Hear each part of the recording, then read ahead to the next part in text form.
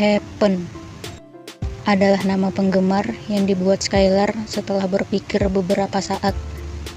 Seperti ucapannya kemarin, meski tidak sepenuhnya terjadi, selama 2 hari 1 malam, Skylar tidur dengan nyenyaknya. Sore ini, ia terbangun dengan penampakan diri yang sudah kembali bugar. Setelah selesai mandi sore, ia beranjak ke dapur, menghampiri Jenny.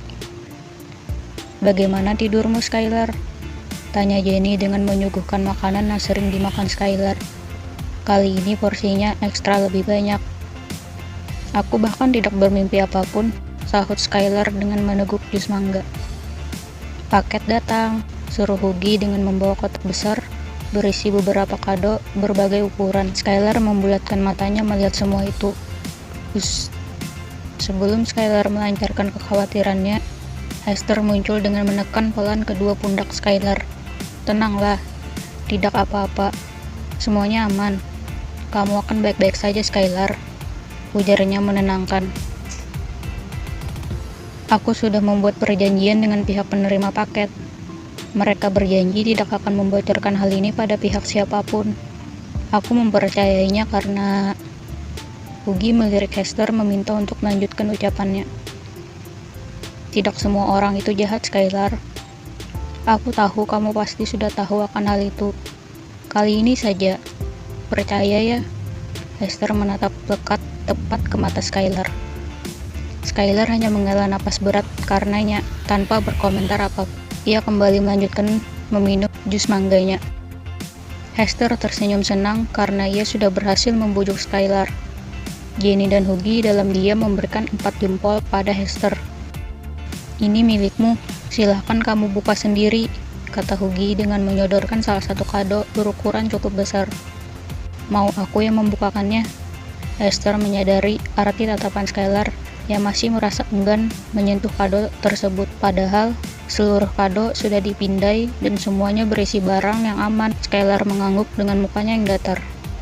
Kemudian, sejak sore hingga malam menjelang, mereka sibuk membongkar semua kado hingga menimbulkan banyak sekali sampah kertas dan barang-barang yang sama sekali tidak memiliki fungsi di rumah. Skylar memandang asing kepada semua benda tersebut. Ia memang sama sekali tidak pernah memiliki barang yang tanpa fungsi di rumahnya. Semua pajangan dan apapun yang terlihat sekedar menempel di rumahnya selalu memiliki fungsinya masing-masing.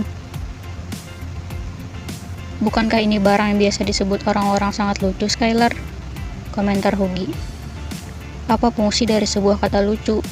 tanya Skylar masih tidak menunjukkan antusiasnya.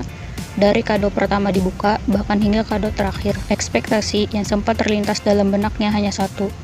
Ketika ia turut ikut membuka kado pemberian dari penggemarnya itu, adalah berupa alat elektronik yang bisa dia modifikasi nantinya. Tapi nyatanya, hampir 99% hadiah yang ia dapat hanya boneka dan pajangan rumah lainnya. Kalau saja yang ia dapatkan itu semacam topi atau sepatu, Skylar rasa itu lebih baik dibanding yang ada di hadapannya saat ini.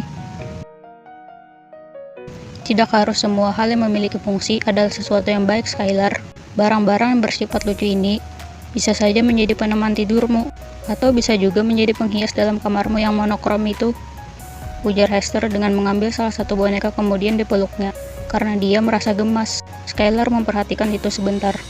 Tak lama kemudian, ia kembali mengalihkan fokusnya ke lain. "Sepertinya aku bisa memanfaatkannya untuk dijadikan sebagai bahan tubuh para robotku nanti," kata Skylar akhirnya. "Jangan, Skylar. Jangan rubah apapun. Ini pemberian dari penggemar yang benar-benar menyayangimu. Tidakkah kamu membaca surat dari mereka sedari tadi?" Jenny menyodorkan salah satu surat yang masih tertempel di bagian kertas kadonya. Skylar mengernyitkan dahinya tidak memahami, sedang Hester dan Hugi kembali memeriksa sobekan kertas kado yang berserakan tadi. Mereka lupa sudah melewatkan hal kecil seperti itu. "Dear Angel Max, aku tahu kita bukan orang yang saling mengenal. Namun, semenjak aku melihat semua video unggahanmu dan mendalami arti dari setiap lirik lagumu, aku merasakan kekuatan tumbuh kembali dalam hidupku. Aku adalah seorang anak penderita kanker otak stadium akhir.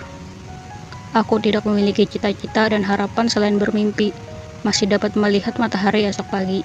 Hari-hariku terlalu melelahkan setiap harinya. Sampai akhirnya, Aku melihat dan mendengarkan lagumu. Semangat hidupku kembali tumbuh. Meski aku tidak pernah tahu siapa kamu sebenarnya, tapi kamu adalah sosok pahlawan untukku melalui lagumu. Aku tidak peduli bagaimana rupamu, kulitmu, rasmu, agamamu, atau apapun itu yang membuat kita berbeda. Kamu adalah kamu. Aku mencintaimu dan karyamu. Tetaplah menjadi sosok idola untukku, Angel Max. Aku harap suatu hari kita dapat bertemu. Dari penggemarmu, Samantha.